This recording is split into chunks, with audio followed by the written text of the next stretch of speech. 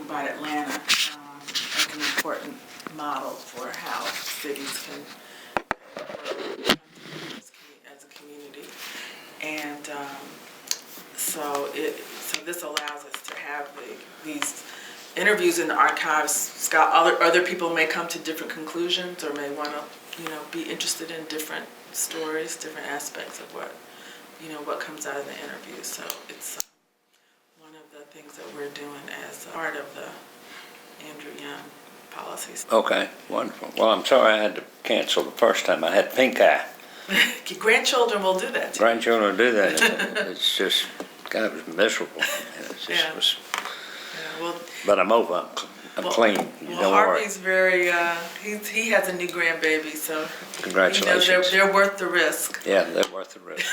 I had him over Sunday evening and picked him up incorrectly. Uh-oh. So I'm suffering Oh, collateral damage from grandparenting too. I can well imagine. You mean you forgot how heavy he's gotten? Yes, and my back has been sore all week. Just, you know how it is. You just don't think, and you pick up. Bend your knees. And the more they grow, the more you got to bend your knees. I failed to do that, Yeah. but I won't miss You that won't do lesson that again. Oh, it's been painful. But we are grateful for you taking the time to meet with us. Well, I'm happy to do it. I don't know what I can offer to you, but we'll see. Well, we are interested, obviously, in the legacy that your father had in the city of Atlanta and the stories that were important in your family about race relations, about issues that sort of led the way to subsequent leaders in the city. And as a person who's been studying Atlanta's history for a while now, I have a great appreciation for not only the contributions to the city that your father made, but equally your grandfather. So I'm awfully grateful for the chance to sit down with you and sort of let you tell us what some of the family stories might have been.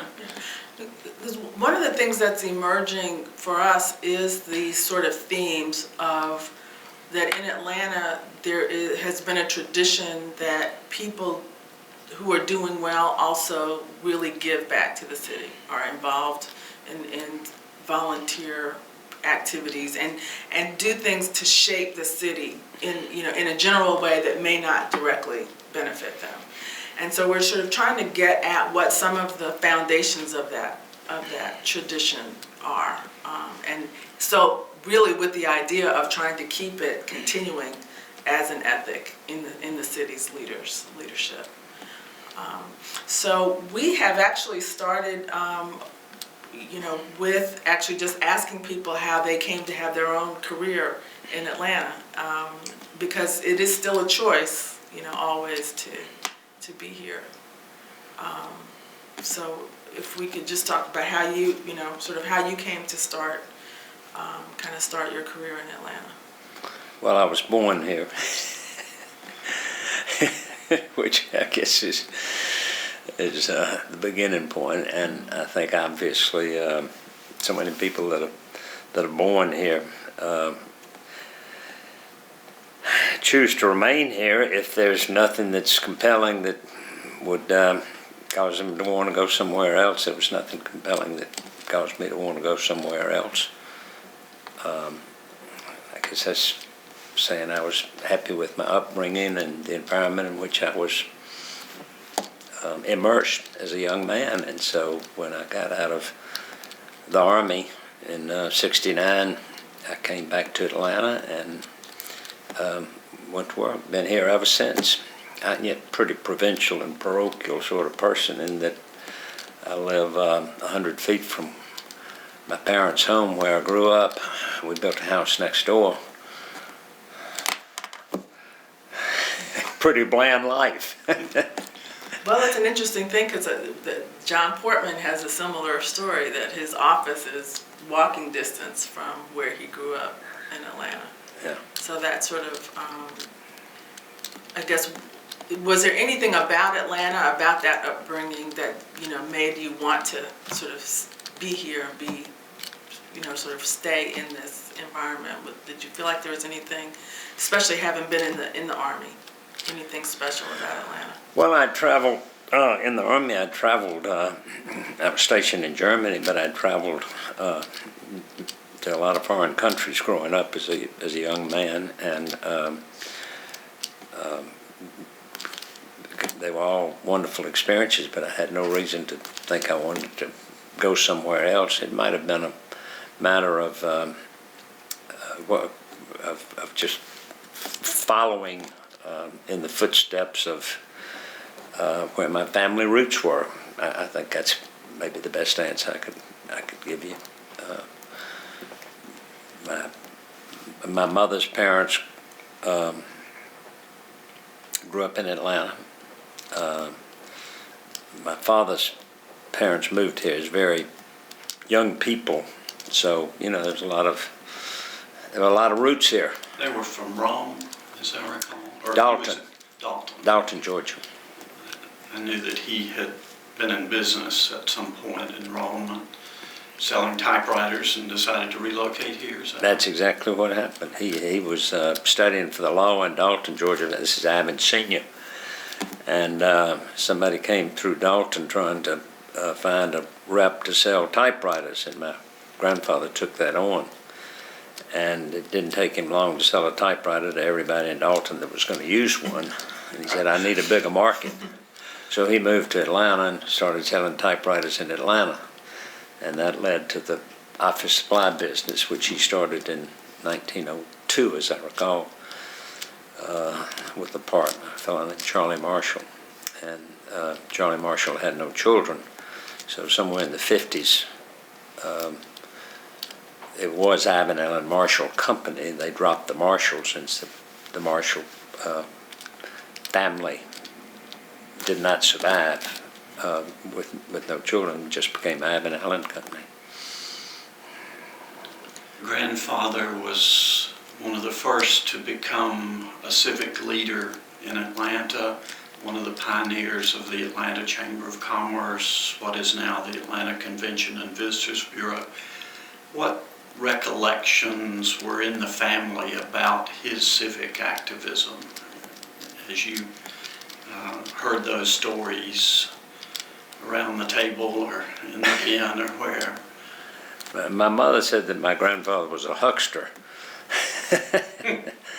But he was that he wanted to be involved in everything that he could that in his opinion would lead to the success of the city, which of course would lead to the success of his business. It was a business-oriented, business-based, call it what it was. It's probably a certain degree of self-interest coupled with just a innate enthusiasm for getting things done. Well, I stumbled on letters that he wrote on behalf of the chamber inviting conventions to meet here. And he would draft the letters, send his letter, and then have either the governor or the mayor send a letter, and helped build a fledgling convention industry in the city that I'm sure resulted in businesses relocating here and selling more typewriters. That was probably it. I mean, it was. But I don't think there was. I don't think you could ever come up with a direct connection between his civic activism and the success of the business. Although I'm sure there was some correlation, but I don't know how you would ever make it. The business grew as Atlanta grew. Mm-hmm.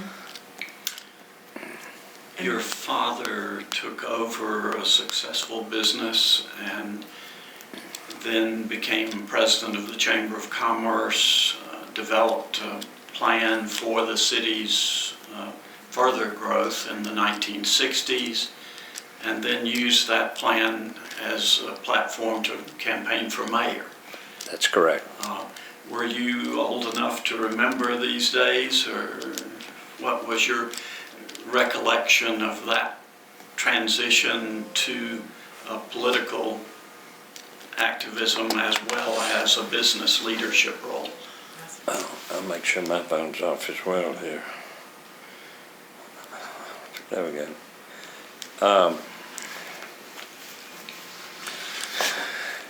Well, I'm not sure my father had politics in mind, per se. He developed through the leadership of the Atlanta Chamber of Commerce, and I believe it's correct to say he had been president of the Georgia Chamber of Commerce prior to becoming head of the Atlanta Chamber of Commerce. And being a businessman, he probably thought in terms of program. And they developed it was either a 5 or 6 point plan for the city of Atlanta.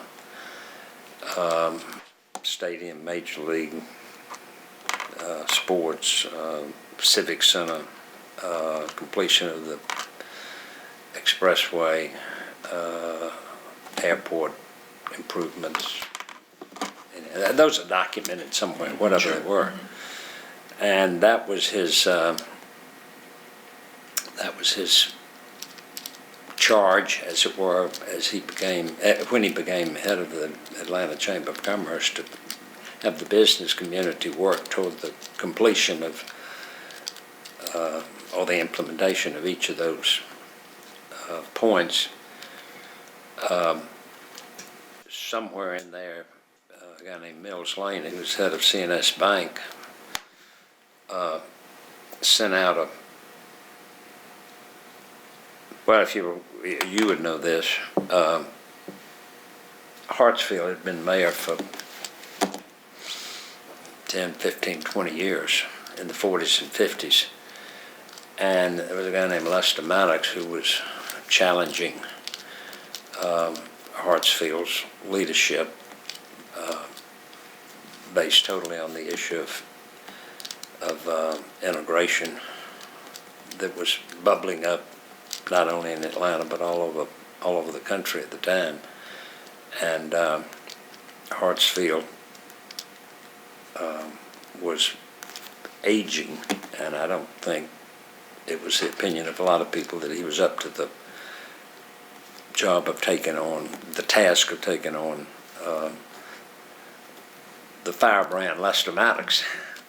And Mills Lane sent out as my recollection is, he sent out to all of the Atlanta customers of CNS Bank a questionnaire asking about who they would vote, or if they would vote. I don't recall that per se, but for mayor, mentioning my father's name, and a large number of people responded that they would vote for and support Inman Allen if he ran for mayor. And then Mills Lane went to my father and said, "Here's the data, why don't you run for mayor?" And I really do think it was as simple as that. I don't think that was on my father's agenda. And that triggered, I guess you could say, his sense of civic obligation to throw his hat in the ring. So he went to Hartsfield and asked Hartsfield if he was going to run, and Hartsfield I think in effect said no, he was not up to another term as mayor. He'd been mayor, I don't know, 3 or 4 terms. Back then, I don't think it was a 2-limit term. And so when Hartsfield said he was not going to run, that's when Daddy said he was going to run. There were 5 candidates. There was Charlie Brown, there was Jim Aldridge, there was Lester Maddox, there's a guy named Smith. I can't remember his first name. Muggsy was his name. Muggsy, that's right. And Ivan. So they were the five, and it pretty quickly got to be a contest between Maddox with his axe handle, and Daddy, who was Ivan Jr., who was promoting this plan that he basically had borrowed from the Chamber of Commerce that was defined, and I think challenged people of the city to think in terms of what we could become if we implemented that plan. Talk to me a little bit about what you said as his sense of civic obligation. How did he talk about that in the family circle? What would you say? No, he didn't talk about it. It was just there. Sort of like the oxygen in the room or something. Well, it was. I mean, his father, Ivan Sr., had been as we've already discussed, had been a person who was involved in a lot of different activities through the years, from what was that thing? It was called the Associated Charities, which was the forerunner of the Community Chest, which was a forerunner of the United Way. And my grandfather had, and that was just asking the business community to put money into a pot which would go to serve the underserved in some way. So there was just that sense of, this is the life to which I've been born. So there wasn't a lot of discussion, theoretical or philosophical or any other way, about that being something you did. It just was there, that you in effect following in his father's footsteps. I guess one other aspect of your grandfather's legacy was tremendously important in the city's subsequent history, the Forward Atlanta program of the 1920s. That was enormously important. Landmark. Yeah, well, it's my understanding he sort of was the author of that and pushed that, and then the 6-point plan that I've already referred to for the chamber, that my father used as a platform for running for mayor, was the second iteration of the Forward Atlanta campaign. It was time to do it again in the 50s. So like father, like son, I guess, in that case, right?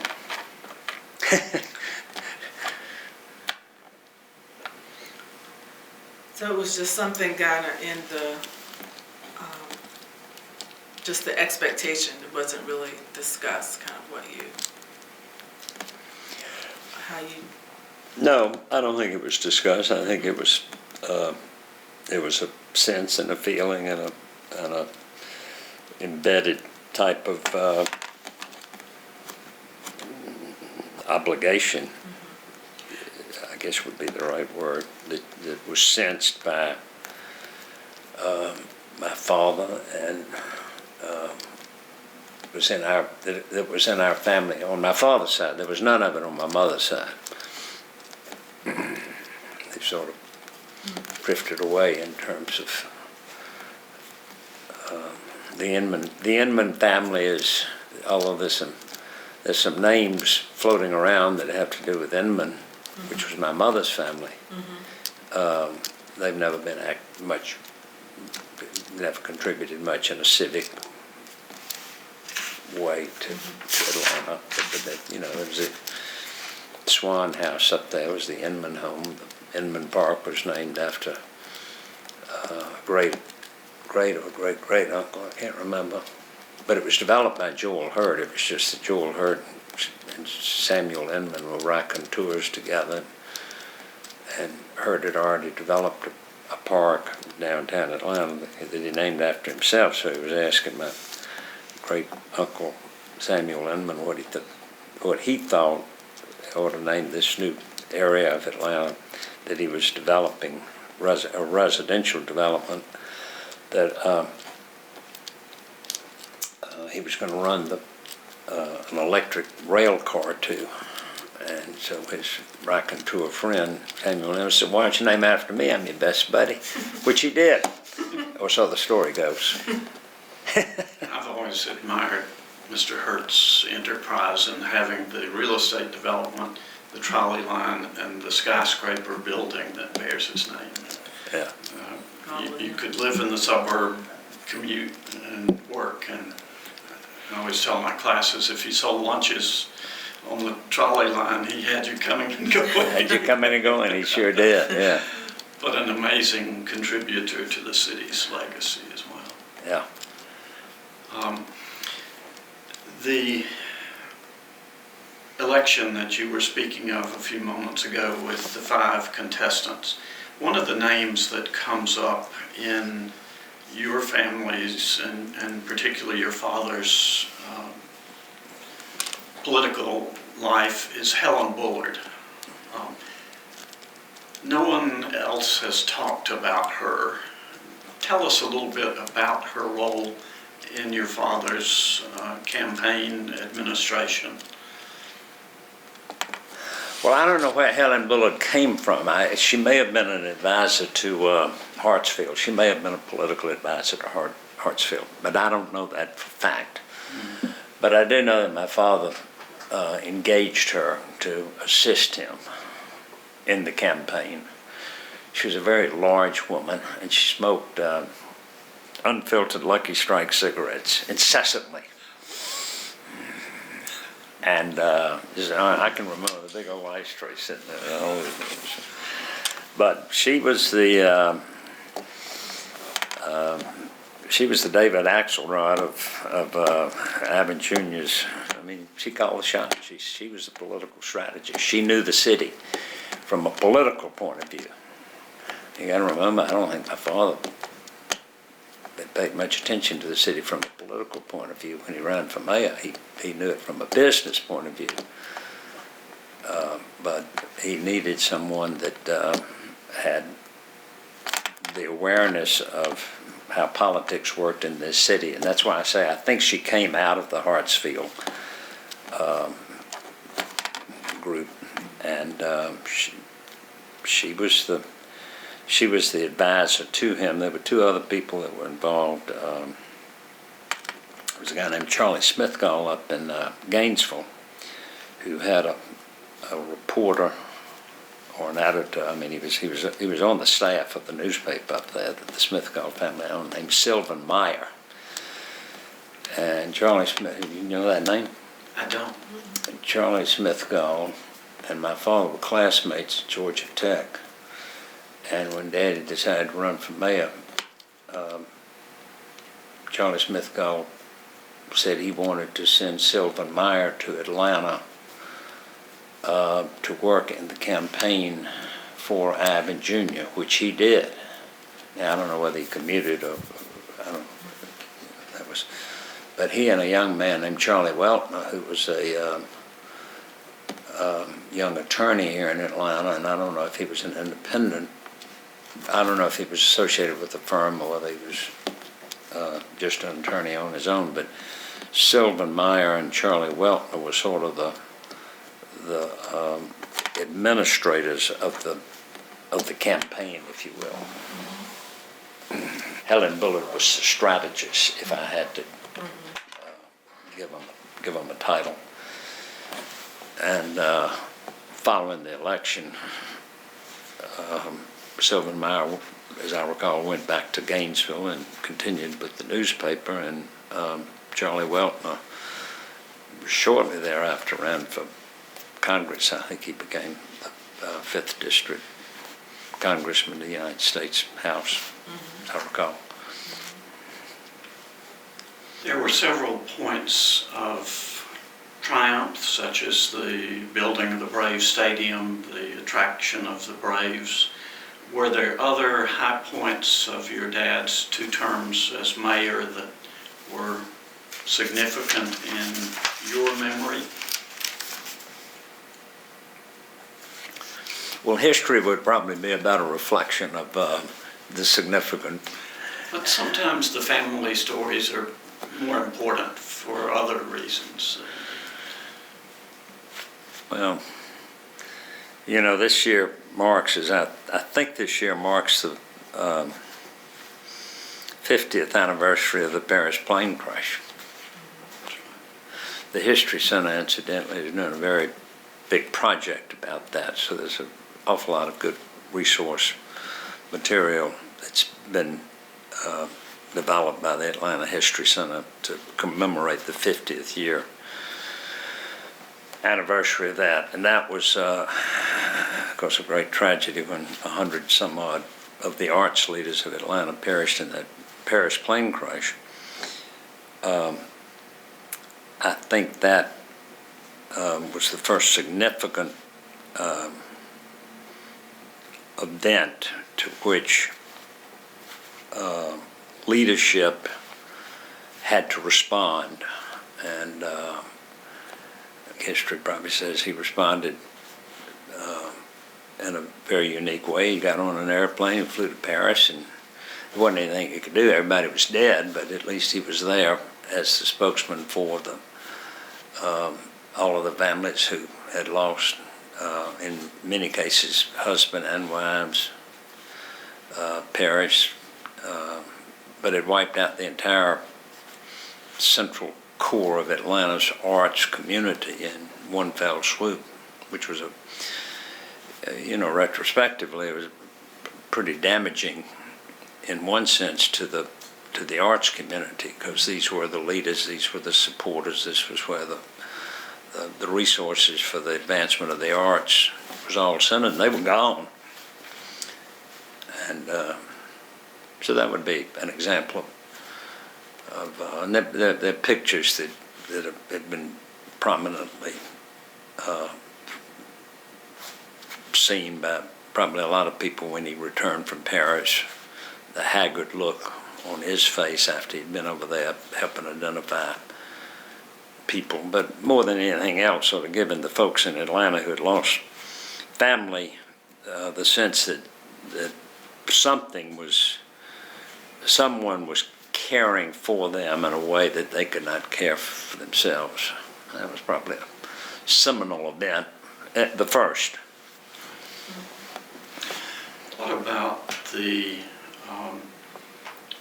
testimony in support of the federal civil rights legislation? I've always described that as one of the great acts of political courage in our city's history. Tell us a little bit about that event from the family's perspective. Well, from the family's perspective, I know he agonized over what to do, because he was called by President Kennedy and asked if he would testify. And there was a small group of business leaders, and at the time they were all white, who were counsel to my father, and I think practically every one of them said, "Don't do it." So within the family, there was a lot of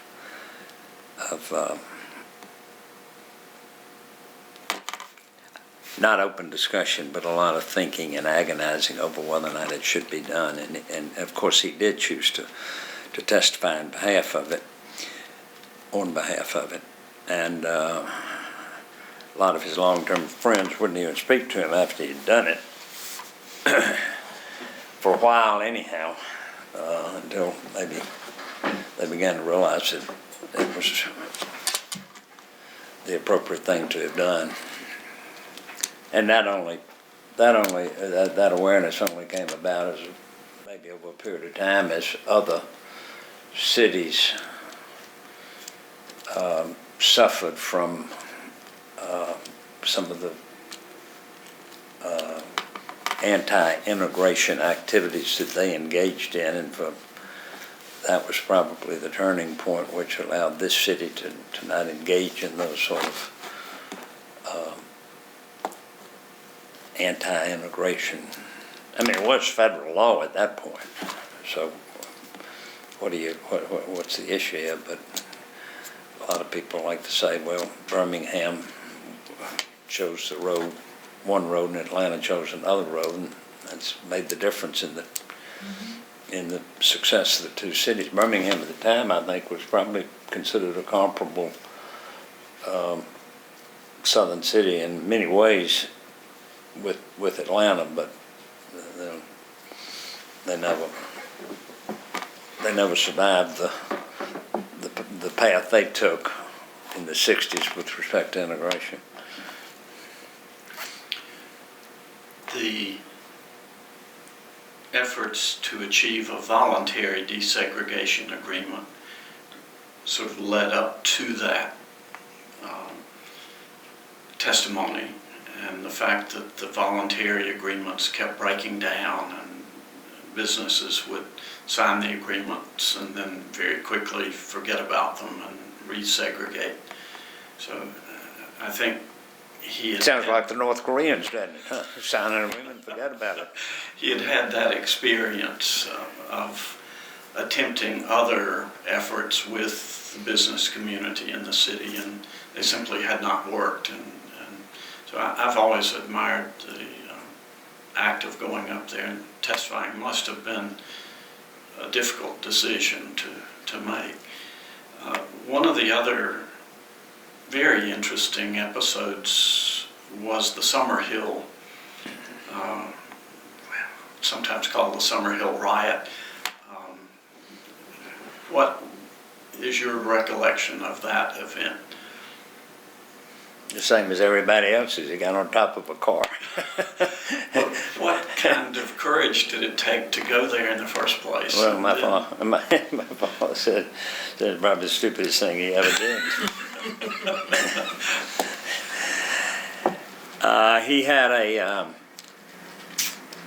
He had a policeman, a fellow named George Royal, who was assigned as his driver, companion, etc. And I do recall them talking about they got to the edge of the riot, and you know, riots sometimes create their own fuel to become more and more active or violent or whatever. And George Royal and my father were standing on the edge of it, and my father said, "What can we do?" George says, "Don't know, Mr. Mayor. Looks pretty much out of control." He said, "Well, come on, we're going in. We're walking in." And George said, "No, Mr. Mayor, you can't do that. We won't get out." And he said, "Well, we got to do something, so let's go." So they went in, and that was when my father got on top of the car. There are pictures of that. You've heard the story. He took on a couple of the more vocal people. I can't remember exactly whether that was when he got in the conversation with Stokely Carmichael, who was an activist at the time with SNCC. I just can't put that together whether that was the time, but It was. Yeah, you've seen the pictures, and they were sort of like that. And with time, most of the people that were just onlookers at that gathering of people, they just sort of drifted back to their own homes and their own. They just said, you know, we don't need to be out here creating any more problems. But it does seem that that is such a consistent theme, you know, of had that kind of personal courage to go to the source of the trouble and try to He did. and deal with that. Well, that's you know, business background suggests to you that you don't solve a problem by avoiding it. You better go find out what the problem is and address it forthrightly and decisively. And it appears that on many occasions he was able to get to the source of the problem focus on it and address it with some sort of positive action.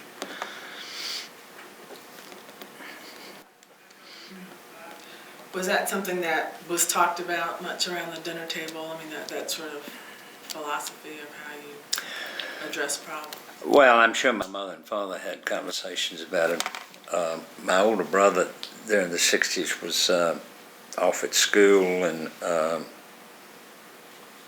subsequently married, so he wasn't at the dinner table during that time. I don't try to represent this as a family sort of thing, because it wasn't.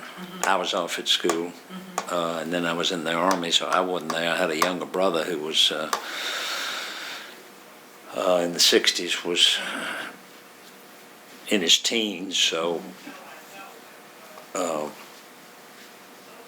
either through lack of either through unawareness or lack of interest, it probably wasn't discussed much with them, because after all, he was only a teenager, so this was not something that I want to say, the family sat around and talked about the merits or problems with it, because it just didn't happen that way. Even though I'm sure my mother and father had a lot of discussion about it. He may have had a lot of discussion with his father about it.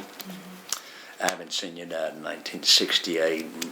He was pretty lucid through the mid-60s, 65, 66. My recollection is your father was not limited by two-term city charter that's in place now. Why did he choose not to run again and sort of turned it over to an open election that resulted in San Marcel? Well, I'll challenge you on that, although I don't know. I may be wrong. I think you are. Okay. But I don't know that for certain, so I won't. I think his sense was that he had 2 terms and that was it. Okay. I believe that's the case. Okay. Sam Messel was waiting in the wings because he was head of the Atlanta City Council, so he ran. Who did he run against? Did he run against Sidney Marcus? Rodney Cook. Oh, Rodney Cook, yeah. And right at the very end, I think my father came out and supported Rodney Cook. Sam won, and I think that was the last public political pronouncement my father ever made. And then I think the point here that I would make is that he served the time he was elected to serve, and he went back to his life. I wish we had more politicians that could figure that out. We don't, but that's beside the point. I think it's to his credit that he did, and he never offered an opinion after the Rodney Cook endorsement, to my knowledge, about any politician or any of the political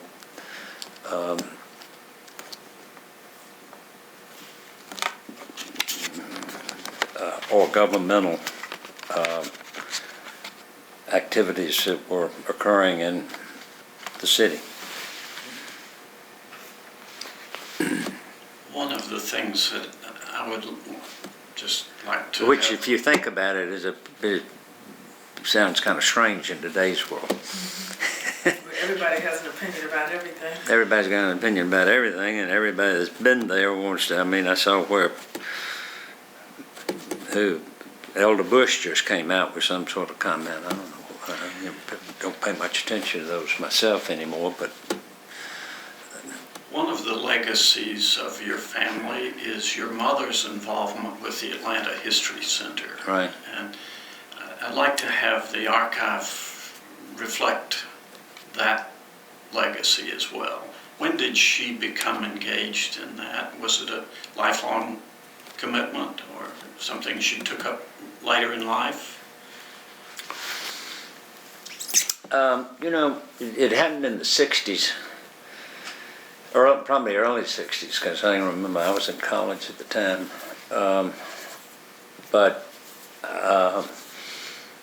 it might have happened a little bit through one of those backdoor type of occurrences, in all honesty. The Atlanta, there was something called the Atlanta Historical Society. And you can get all this information at the Atlanta History Center. I can give you some color on it that they might not have in their archives. But the Atlanta Historical Society, I can't remember where it was housed, but actually my grandfather, I haven't seen you, had been an activist with the Atlanta Historical Society and been involved in it. But I want to say there was some connection between Stevens Mitchell, who was the related somehow to Gone with the Wind family, and I can't pull up exactly what that connection was, but it was sort of a green eye shade type of gathering of people who didn't do much and didn't have much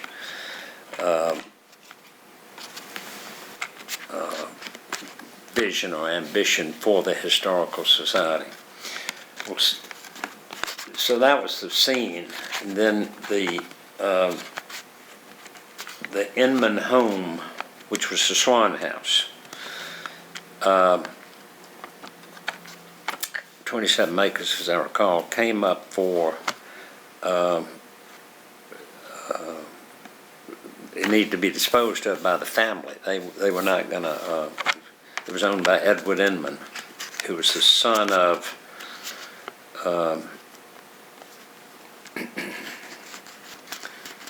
See if I get this right. I think he was the son of Hugh T. Inman. Hugh T. Let me think for a second.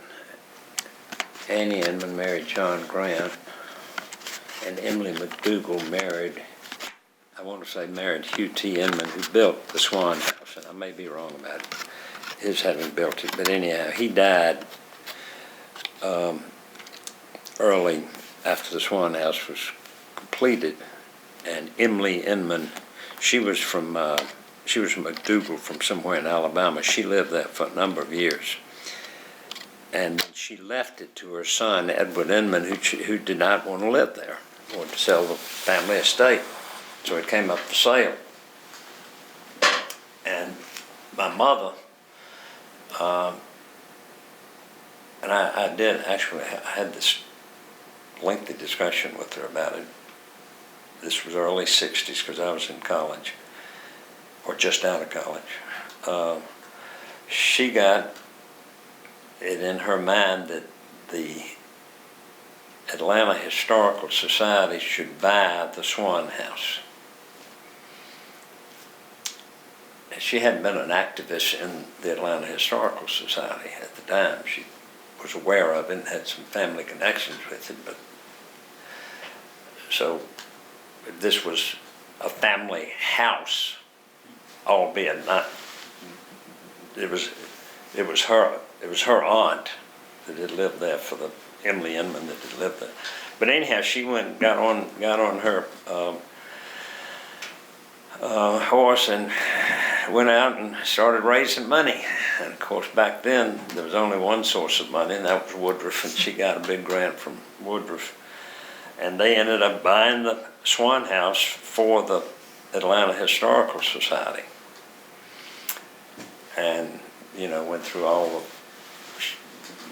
I think that was a kind of a brutal fight within the Historical Society to begin with, because you had the old folks that wanted to hang around and just keep their green eye shades on and study documents. So that's how that happened. Okay. And that's why I said maybe it was through the back door that she got involved in it. It was a family house for her, and she didn't want to see it. She didn't want to see it developed. Was she anti-development? No, I don't think she was anti-development. I think she was saying that it needs to be preserved in the as best it can in the state that it's in, and it has been, and they've added to it since. And I mean, but that would be that's sort of what my recollection of what went through my mother's mind, at least how she got involved in it, and said it should be preserved rather than developed. I first became aware of it in the early 1970s, working on a dissertation at Emory. The Swan House was the history center at that point in time. Right. I was sitting at a wooden table in the basement where all the archives were. Moldy, awful place to keep records. Oh, I'm sure. Franklin Garrett came tottering by, and that was the first time I ever met him. Yeah. It was just a great recollection to Too bad he's not still around. Oh, he knows all the stories. He was a hero, Yeah. and all of the great work that he did in his 2 volumes on the city's history, Yeah. sort of the starting point for any of us who dabble in the city's history. I'll never forget that meeting there in the basement of the Swan House. Yeah, that's where they moved all the archives from the old history center. And I can't say to you that it was Margaret Mitchell's,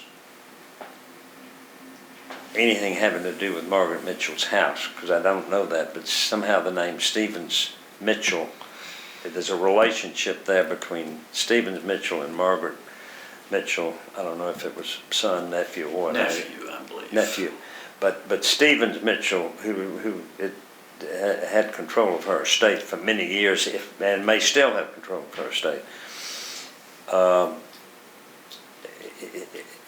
he and his cohorts liked the idea of the musty old, hold on to the records, green eye shades, and so forth. Anyhow, it has become what it has become because some people said we need for it to be more than just a cloudy, dusty, musty old room where archives are kept. And so the past is prologue, right? We have what we have today because of that. And having that much acreage in the middle of Buckhead now is pretty remarkable. Pretty remarkable. To do the expansions. One of the other names that has come up frequently in the Ivan Allen Company history is Marie Dodd. I knew Marie through her connection to GSU and her work with the Board of Regents, but talk a little bit about her pioneering role in the company. And that was unique for women in business.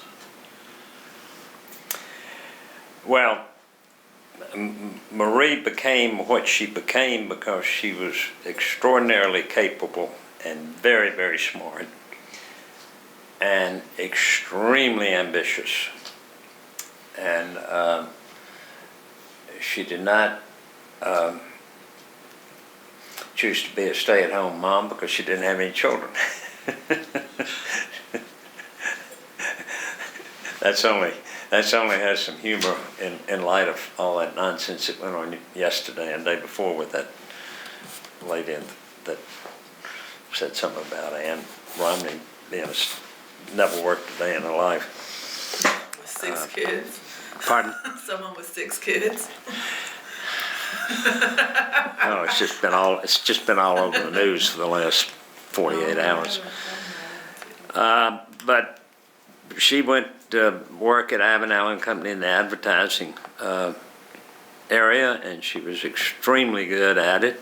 And the doors were open for her across the board, and she plucked off one achievement after another. I think the first significant thing that Marie Dodd did was she was I don't know if this is the exact name of this, Atlanta Advertising Association or the Atlanta Advertising Group, or whatever it is. It's a formal professional group, and she became the first female president of that.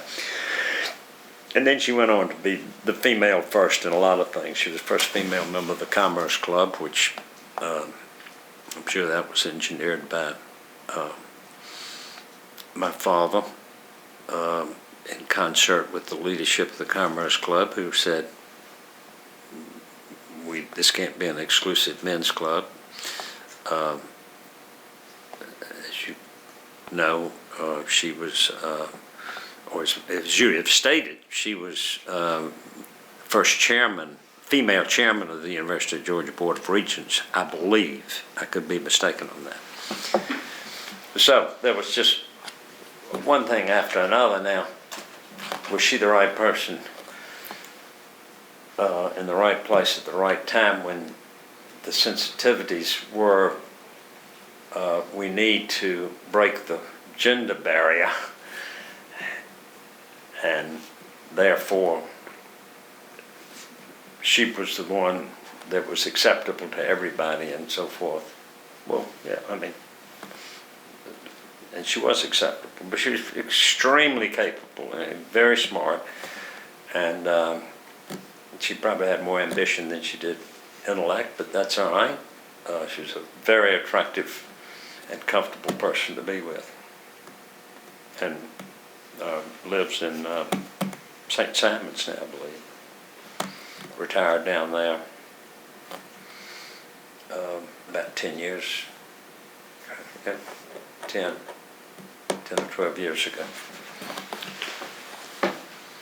Shift a little bit to your career in business in the city,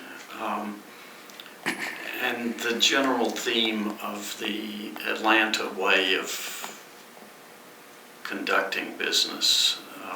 One of the things that we keep hearing from people we talk with is the Atlanta way. There's an Atlanta way of solving problems. There's an Atlanta way of doing things, and part of our challenge is to teach that Atlanta way to a younger generation of leaders or people who are coming to the city from elsewhere.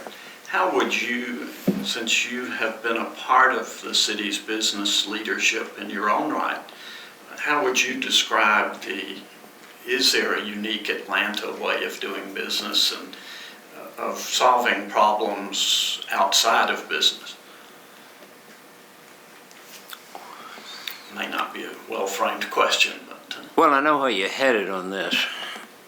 Hamlet once said, by indirection, find direction out. So, rather than talk about myself,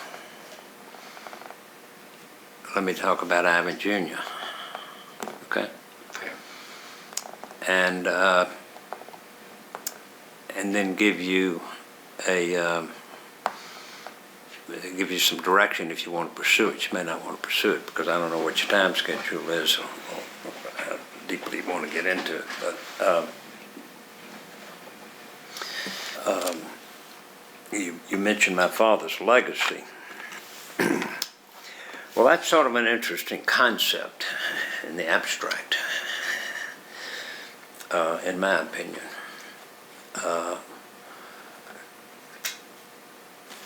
But in the 90s, as my father was getting older, I started looking at some of his personal finances, and I saw that he had consistently supported Georgia Tech more than he had anything else, more than his church, more than, it was just, that was where his heart was when it came to his purse strings. There's a school over at Georgia Tech called the Hugh Inman Allen College of Liberal Arts. And I'll go back to this guy, Charlie Smith, call here for a moment, because they deep sixed the information, but they've now made it public.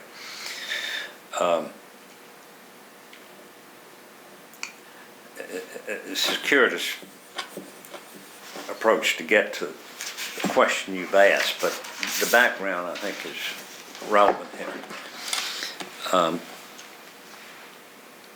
A guy named Creasine, who was president of Georgia Tech in the 80s, recognized that if Georgia Tech wanted to be considered in the top tier of technology engineering schools like Stanford and Carnegie Mellon and MIT and so forth and so on, they had to have a focused, distinct, and successful liberal arts program. Now, they taught liberal arts courses, but there was no real focus on it. You could be in the School of Management and take an English course, or you could be in the School of Engineering and take an economics course. So Creason, to his credit, said, okay, we're going to formalize the liberal arts at Tech into a college. And it will stand on its feet, just like management, engineering, and architecture. This was early 90s. At the same time, Georgia Tech had been pursuing a gift from Charlie Smithgall. I mentioned Charlie Smithgall earlier. He was the fellow up there in Gainesville that provided Sylvan Meyer to the campaign. He and my father were classmates. And they had been pursuing him for a major gift, of which he was certainly capable of giving. And that development process matured just about the time that Creason decided we're going to create we're going to create the College of Liberal Arts. And Charlie Smithgall said, all right, I'll give you the money if you put Ivan Allen's name on it.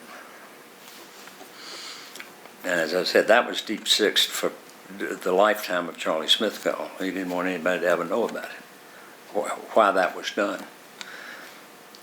And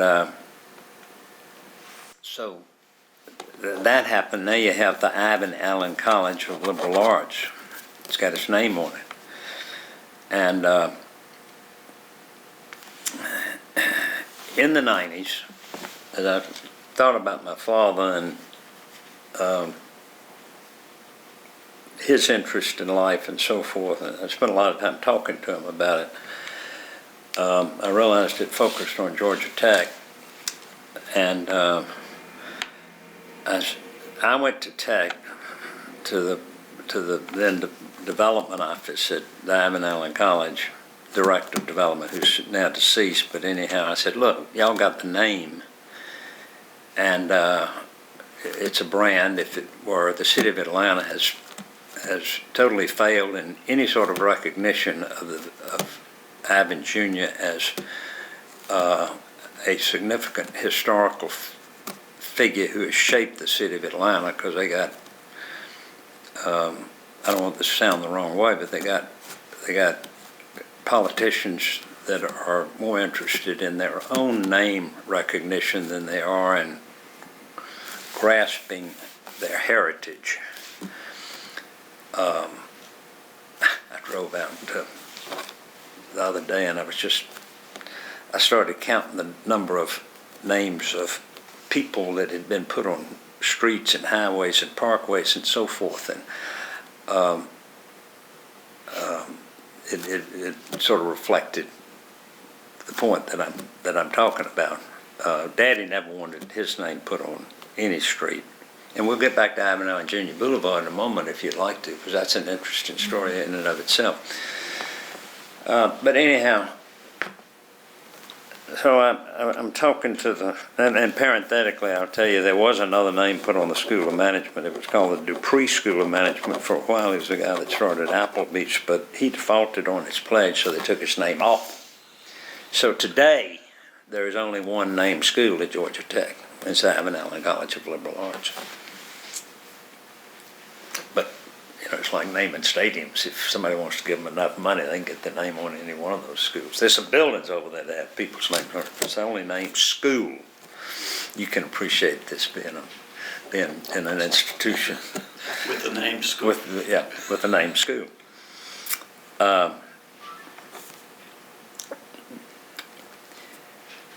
So I talked to, first of all, development and at Ivan Allen College, and I said, look, everybody's throwing around this legacy of Ivan Allen Jr.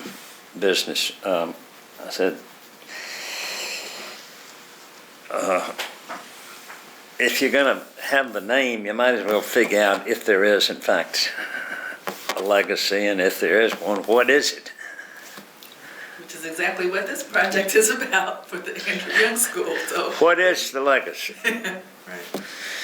And so this guy was a very smart guy. He was a Fulbright scholar. His name was Skielensky. Like I say, he's dead now. So he went out and did a series of, I think, about 20 interviews across the city of Atlanta. I think Andy was one of the people that was interviewed for this. But I mean, it was everybody from Zell Miller to Jimmy Carter to Andy Young to John Lewis, the 100 Black Men of America, of Atlanta. I mean, it was just, it was a very broad base.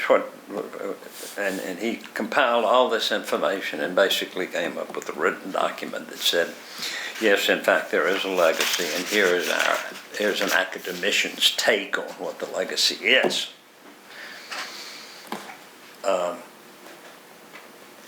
And I mean, this went on over a couple of years somewhere. Then their daddy died, and but it's been a continuing project.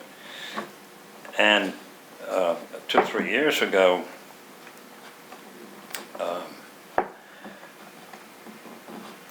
I helped Georgia Tech raise some money, and one of the gifts was given by the Thomas Glenn Family Foundation. Gave Tech $2 million and said, we want to award a prize every year called the Hugh Inman Allen Jr.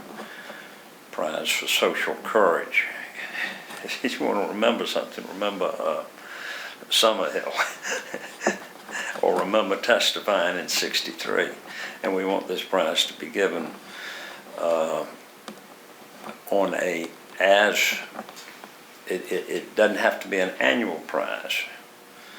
In other words, you're under no obligation to do it every year, but if you find the appropriate recipients of the prize, it's funded so that you can write a check for $100,000 a year as a prize to that person who has demonstrated the social courage. This is the Glenn family talking now, that Hugh Inman Allen Jr. displayed. And that started 2 years ago. The first one went to Sam Nunn, and the one most recently on the anniversary of my father's birthday, which is March 15th, went to Dr. Bill Fagey, who y'all may or may not know, but he's a giant in the whole area of public health.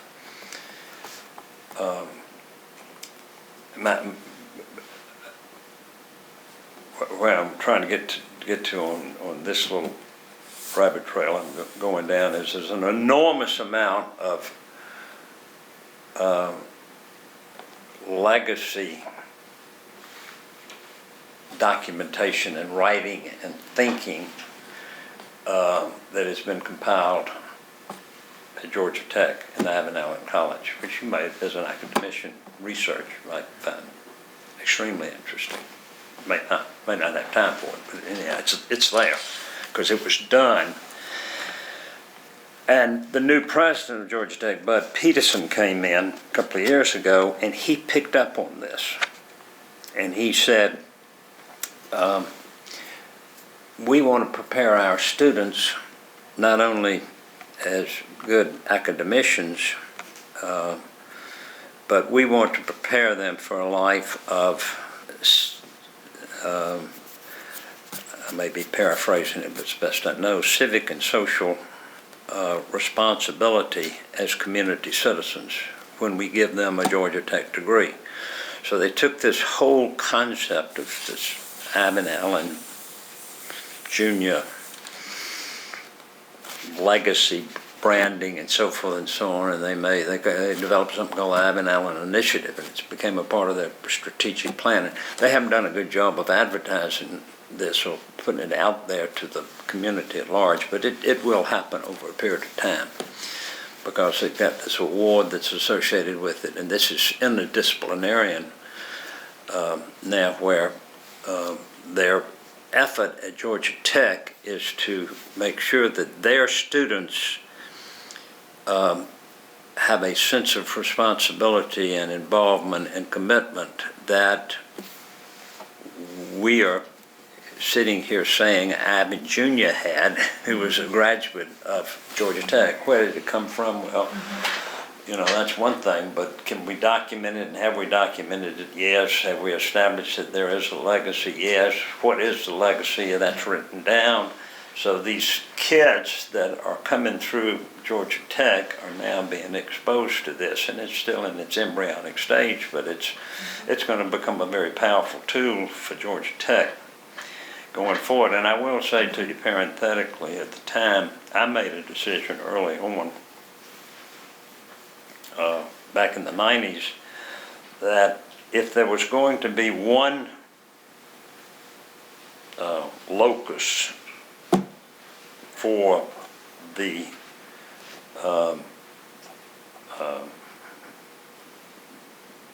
legacy, name, brand, call it whatever you want, that will be around for a long time and probably not going to be subject to the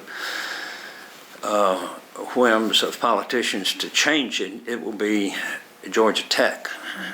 There's not going to be a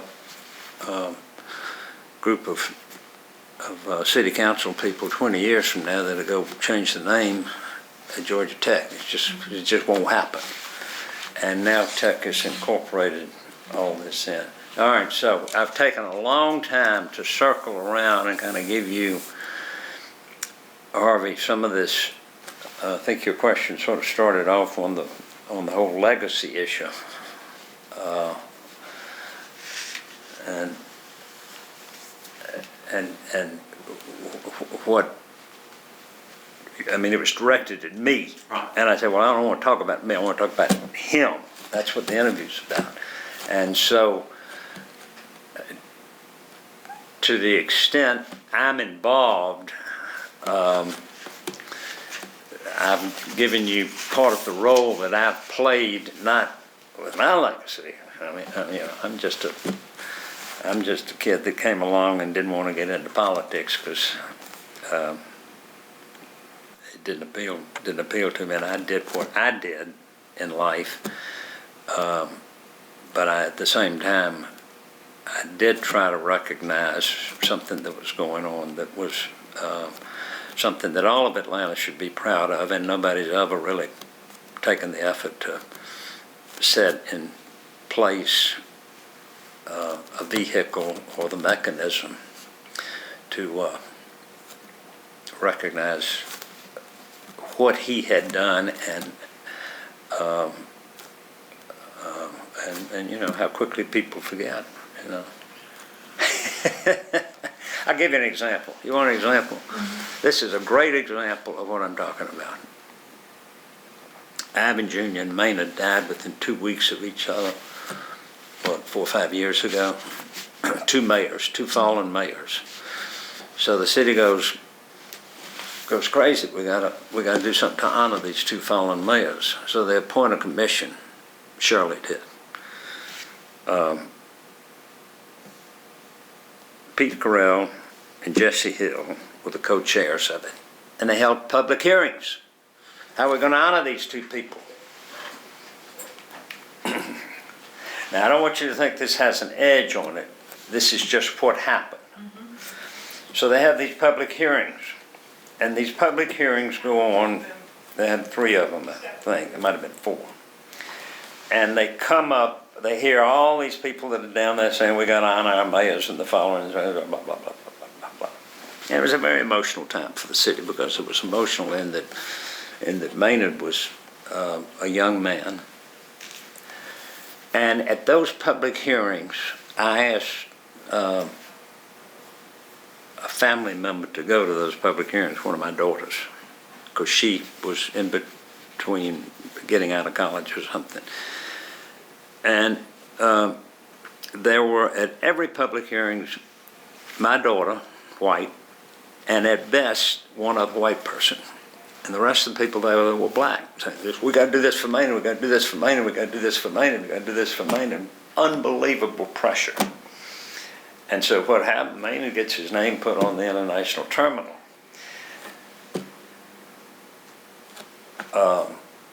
Ivan gets nothing.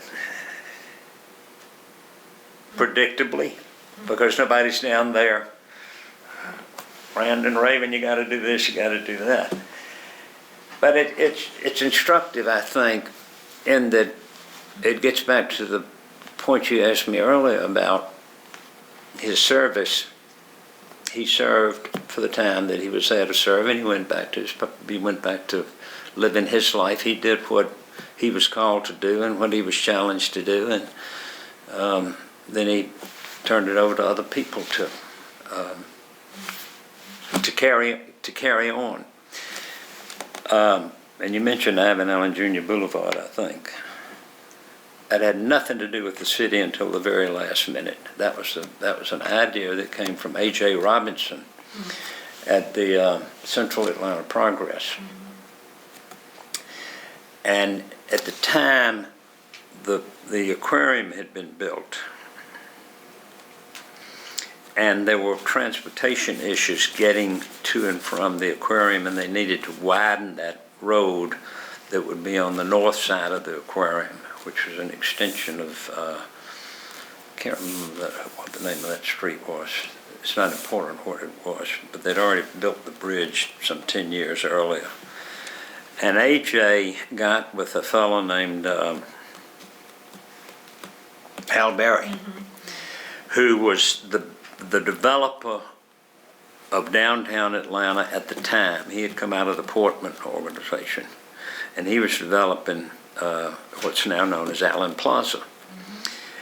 And they got, now this is a business organization, Central Atlanta Progress, and a business entity saying, wouldn't this be great if we can get all these street improvements done? We'll work with the state to get it done, because state money builds those sort of things with federal funds, as you know.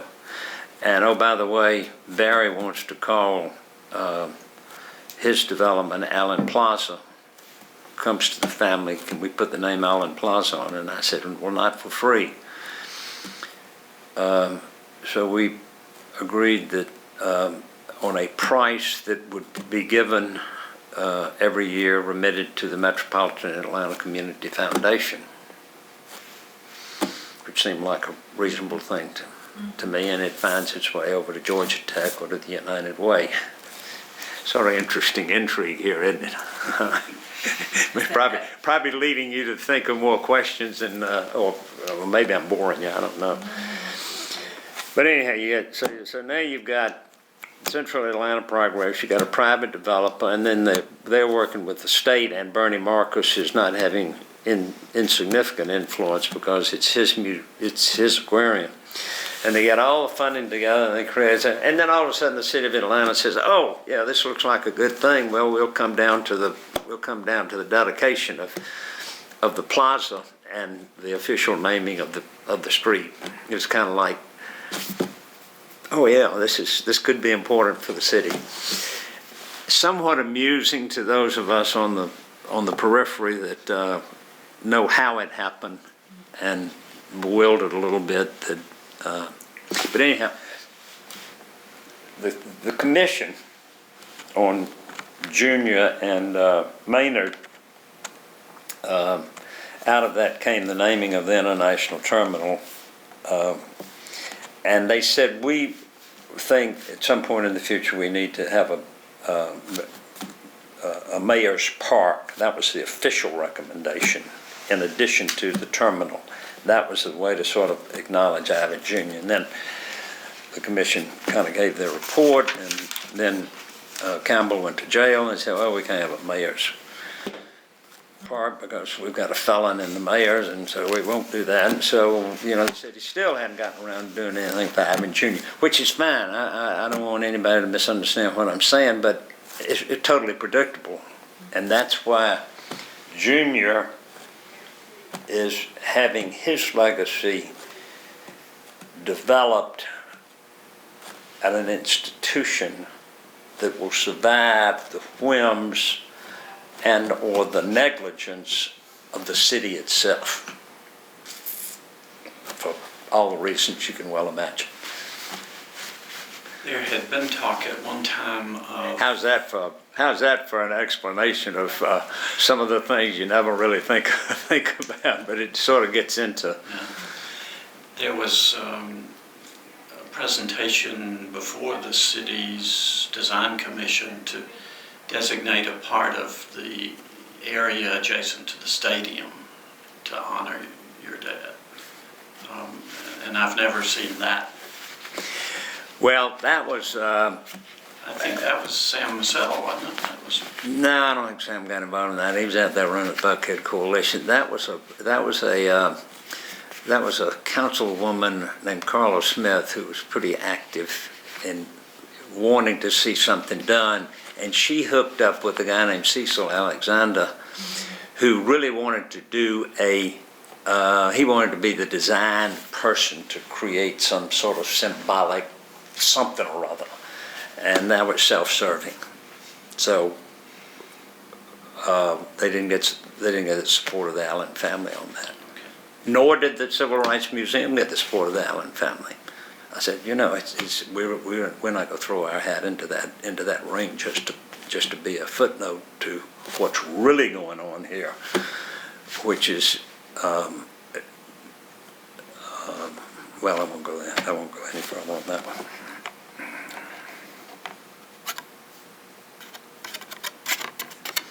Did I run y'all out of questions now? No. I was waiting to, Unfortunately, I wish I had been able to talk him to a different path, but my father would never sit in front of one of these and allow me to record stories. But I mean, they're just some of the most amazing stories that anybody that's been involved the way he has, as it would be with your father, that will never reach the history, will never have them. because after the book that he did about his time as mayor, he didn't record stories following that time. There were some interviews, and I'm not exactly sure who has them. The History Center might have a little bit, but Yeah. he just chose not to do it. He went back to, that's probably very instructive about what I think some of the issues that you're trying to get to. Who was he and where did he come from, and why did he do what he did? He entered public life at a time when he was prepared for it, and when others said, the city is calling you and we need you. We can't have Lester. And he came in and he did what he did, but after that, he went back to his life. And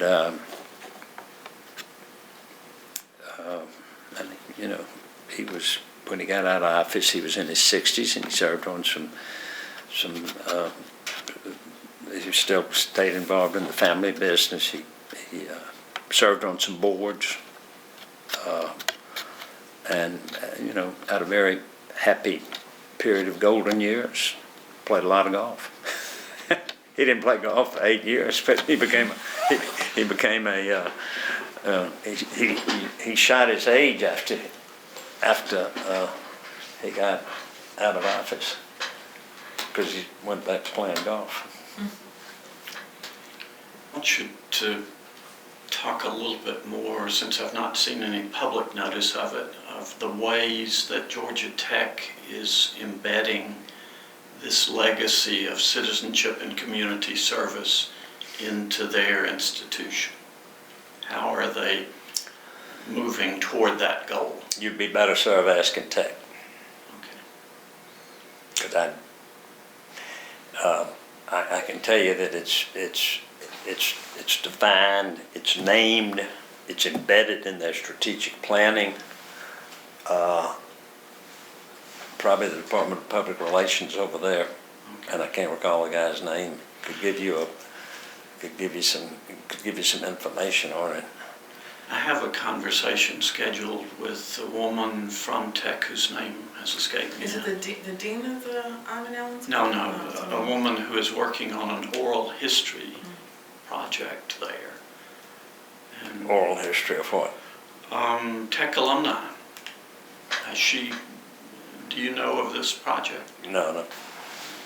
I don't know I don't know how she got my name, but she contacted me and said, Well, ask her. There's a new dean at the Inman Allen College named Jackie Royster who actually came back to Tech from somewhere, but she'd gone to Spelman growing up. She knows she would be a good source as far as the Inman Allen College is concerned. But it's gotten much bigger than just the college now. But if you want to call Jackie could move you to the bigger institutional concept, and the official name is the Inman Allen Initiative. And so she's part of that as part in the university-wide as well as being dean. Yeah, what they're saying is the Inman Allen Initiative is and there's actually, what's that guy's name? I'll tell you who to call. And he'd love to talk to you. Kenneth Knaspel. Knoe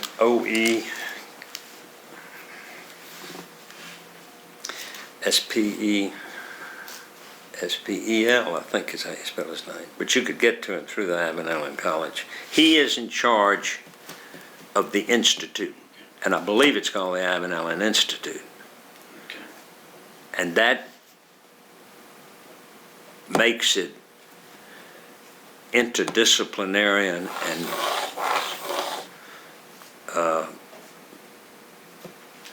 school-wide, campus-wide. And I'm just looking to see if I have his number. I don't know if I have his number or not.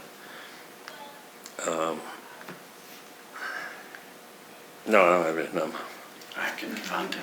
But it's Kenneth Knaspel. But what was I going to say? I can't remember. It must not have been that important. Legacy question. Well, you mentioned my dad, and I guess the question would be, what would your sense of the role that he has played in Atlantic? Who, your dad? Yeah, is sort of from your vantage point, and whether you see it as, I guess, consistent with some of the things that were, established as part of your father and grandfather in terms of the. Well, I would say this about your father, that, and this is just thinking of him as in his role as mayor, and certainly somebody might want to have an opinion about his role as mayor. I see him as the least self-serving mayor that we've had since my father, and I mean that in a very complimentary. Least self-serving is probably not the right, because it does have a negative connotation to it. Let me say that differently. Strike that one. I see him as the most committed and unselfish public servant that has held the office of mayor since Ivan Jr. And I'm not saying one was better than the other. I'm just saying there's a big gap in there in that period of history, and it's so obvious to, in my opinion, to as well as I might say to a lot of people that's been the case. It's such a credit to the city of Atlanta that a mayor of ours has gone on to be Secretary of State, and accomplish all of the other things that he has accomplished. And I don't even have to talk about civil rights activism or influence. He's just a remarkably unselfish, genuine, and accomplished person. And very, very, very proud to know him and to have had him cross my path before. Wish we had more like him. Talk more about this sort of this, unselfishness. I mean, what are examples, I guess, of how leaders can lead in a way that has that quality of unselfishness? Well, they do what they're supposed to do. They're given a public trust, and they perform to the best of their ability. Some have greater ability than others, but public trust is the issue. And your father, to the best of my knowledge, has never been caught or even suspected of having his finger in the cookie jar. And I can't say that about another major politician in Atlanta, except him. Maybe Shirley, but hers was such a tragic 8 years because she had so much going for her and then just quit, just let it go. She had the whole business community behind her and so forth, and she just sort of went into a funk. Got more interested in the size of the flower she wore on her dress than in doing anything. You know, if you take Shirley had one enormous challenge in front of her, which was the sewer system. And the entire city came together behind her. But then, what was her next challenge? My father might have been lucky, but business gave him the platform to have 6 projects. Had things to do. It was like, and I was, probably ought to be off the record, but I don't care, because at this stage in life, you can say anything you want to, because you do have the benefit of either history being on your side, or people can say you don't know what you're talking about. But you look at this guy, Kasim Reed, who all of Atlanta was getting more and more comfortable with, and kept seeing him do a better and better job, and were very excited about him. And then he wouldn't touch the airport deal, and it's still mired down in the corruption and self-serving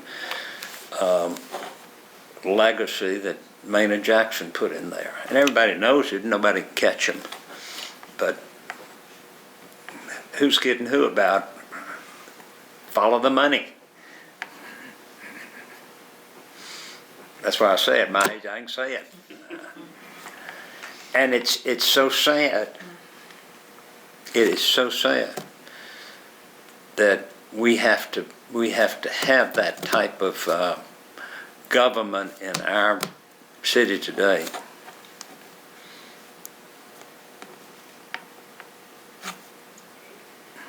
I rambled around a little bit. I jumped from your father to Shirley to Kasim.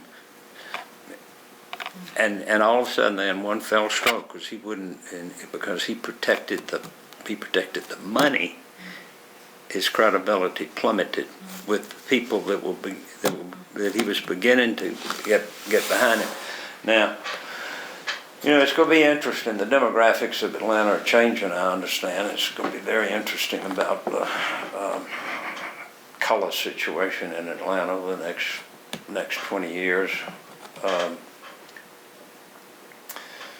And I probably won't be around to see it, but if we keep assuming that Buckhead stays in the city. I can take either side of that issue. This is so off the point that you'll understand it for what it is. When you turn 65, if you have, and you own a home, and you're subject to county school taxes in Fulton. If you live in Cobb, the theory is you're 65, you don't need to support the schools anymore because you're too old to have children. So you can apply for and receive an exemption in Cobb County and probably some other counties. But in Fulton, you can't. Why? It's the money. And it's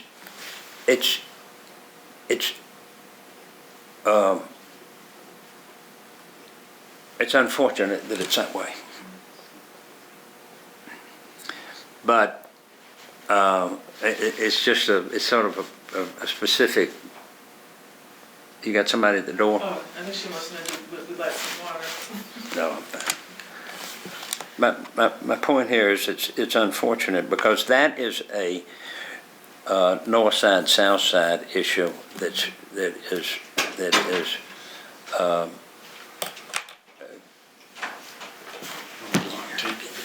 is either controlled by or thwarted by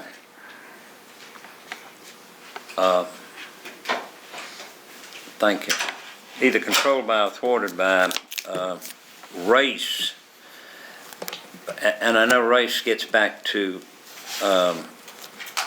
economic issues. And, you know, that's a whole different subject. We don't have to go there. We don't have to go there today. But, you know, it's just, there's a lack of logic. I use that because it doesn't address the Buckhead situation, but you can't blame some people in Buckhead for feeling that, and well, it's already happened up north of Atlanta with those cities that have who are the Johns Creek, and some of them, you know, have said we're going to become our own city so we can utilize our tax dollars at home as opposed to in South Fulton or wherever they want. I don't get into that much anymore. Because it's not important to me anymore. It is what it is, and other people are worrying about it. And that's good. Let other people worry about it. Let the younger people figure it out. You know, it's their world. You know, I hate to say it, but we've given them we've left a terrible world to the younger people. That's because I'm real interested in the environment. I don't know what the heck's going to happen with that. I was talking to my neighbor today about we're having March weather in April and April weather in March. And screw it. Well, Tom Friedman referred to it as climate disruptions, and he doesn't say anything about weather, which keeps it out of the global warming argument. We're just having climate disruptions. But he says, and he explains it very clearly, it's why we're going to have more and more and more of them. You can point at global warming if you want to and get all bogged down with all the scientists or Al Gore, or whoever it is, you know, wants to take one side of the issue. I can take both sides of the issue because I try to understand both sides of the issue. But I think Tom says that we have climate disruptions and we're going to have more and more of them.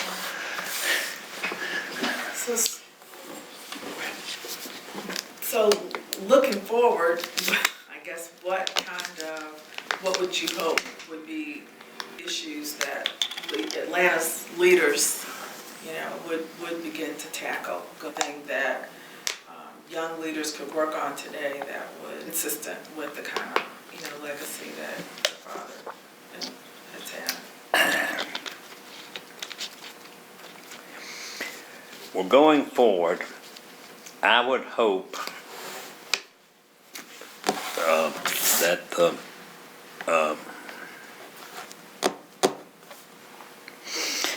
the people that come into and you're talking about the city of Atlanta, that the people that come into government think of it as an admirable profession, as opposed to a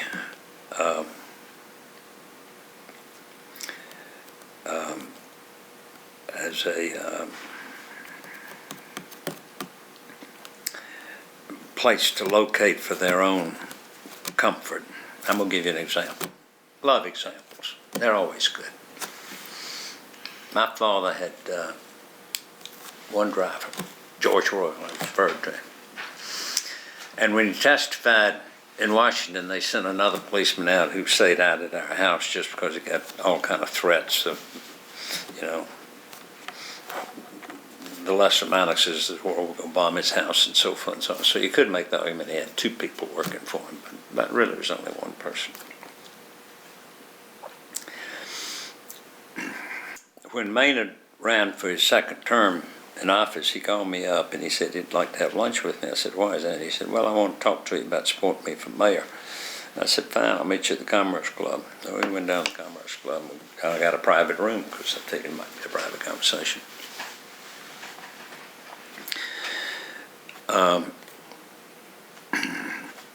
And of course I paid for it, and the bill came the following month, and I got the bill. I looked at it, and on the date that I had lunch with Maynard, they charged me for 4 lunches. And I called up the Commerce Club, and I said, I think I made a mistake here. Maynard and I had lunch, and there's $25 room charge just to have a private room. Said, we'll check it, we'll call you back. Said, oh, yes, Mr. Allen, well, that's right. You and I think he was running. Mr. Jackson had lunch in the such and such room, $25 room charge, but his 2 people were served in another room. And I said, well, nobody told me that. First I've heard of it. So instead of $60, I was charged $120. And I found that very interesting. That so I asked somebody that I knew. I said, "How many assistants and drivers and support personnel does Maynard have?" After he got elected, 87. My father had 2. The city's not any bigger. Budget's not that much bigger. Just what have we got, and what does it take to run an efficient organization? Government can be run efficiently, and it can be run professionally, and it can be run without all of the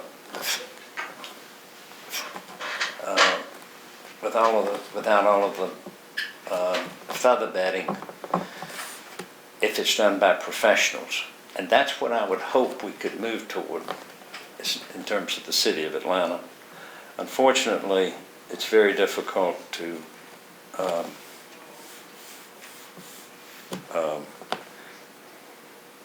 again, I'll use another example. We see the pain that schools are going through by having to cut their budget.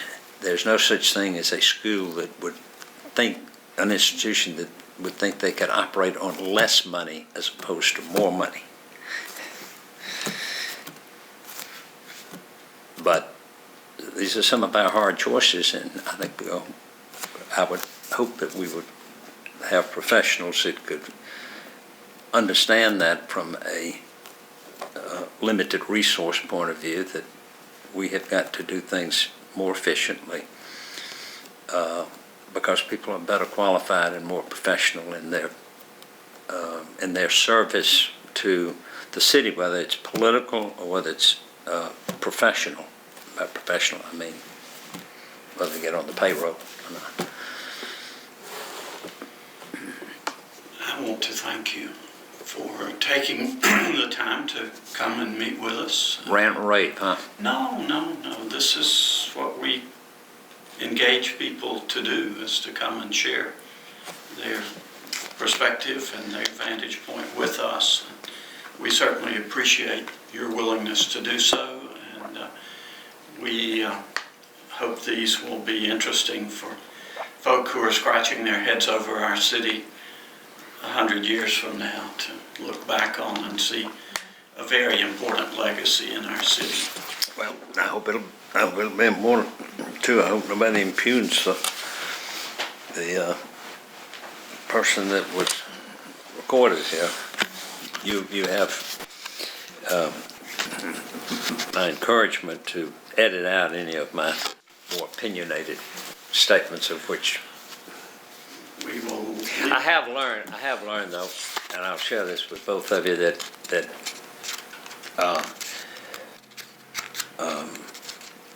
as you get older, and I'm gonna say I'm older than both of you, at least a good margin, that your perspective changes. And I think your understanding changes, and your willingness to be less, quote, PC than you might have been before changes. 5 years from now, I'm really going to say what I think. But I'll tell you a quick vignette, and then I'll go. I'm now serving as chairman of the Carter Center Board of Counselors, and so when I tell you that, I think that validates how much I think of President Carter and how involved I've been, and my whole family has been, and my great respect and admiration for him. But I said to John Hardman the other day, I said, John, there are a couple of things that Jimmy shouldn't touch in public when he's speaking, just because they don't do him any good to talk about, and may, in some sense, hurt or damage his reputation, or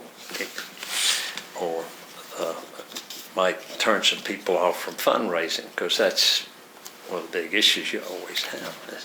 So maybe you could just sort of remind Jimmy not to talk about a couple of things.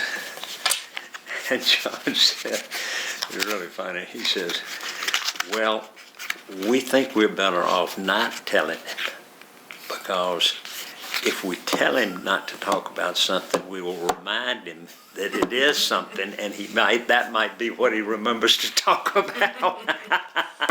And I thought it was so telling that he said that. Anyhow, as you get older, you do sort of. I'm sure you've seen this in your father. Yes. Absolutely, yes, absolutely. Well, and I think that it helps understanding for people to say what they really think. So then there's honest dialogue. I think if people are, one of the brilliant things about the way, as I understand your father's handling of the student sit-ins, was that to allow everybody to have their viewpoint, which we're in conflict, but you have to know where those are before you can come to some sort of attempt at resolving them. Yeah. I think, and maybe that's something that the ability to disagree in a civil way is maybe one of the things that we've kind of gotten how to do. Yeah, seems like we have. In our national politics especially, but especially in national politics. By the way, y'all interviewing anybody with the Woodruff Foundation? well, we have talked to Jimmy Williams, but we haven't. Who would you recommend? I'd recommend Pete Mateer. Okay. Can you help us what would be, do you have a good way to reach him? Because I think we have made, some inquiries. Just call the Woodruff Foundation and tell them what you're doing. They'd be more than happy to meet with you. I don't want any more responsibilities than I've got. I'll tell you who to go to. Okay. But the one thing that was not touched in your questioning was the influence of Woodruff when my father was mayor. And I don't know how much Jimmy got to that, but Pete really can get to that. That ought to be the fact that when Daddy was mayor, and it started with the Paris plane crash. And I don't know if you recall this, because I suspect you weren't old enough, but there was a bond issue attempt to do something in recognition of this tragic accident, and the first bond issue failed. And that was when, as I recall it, Woodruff got involved, and there was that wonderful story of Mills Lane saying, just get the stadium built. You got the full faith and credit of the CNS Bank behind you. It's pretty easy to get some things done when you had those kind of people wandering around behind you, helping you and supporting you, because they all interested in the city. They didn't want any acknowledgement. It ain't that way anymore, is it? No.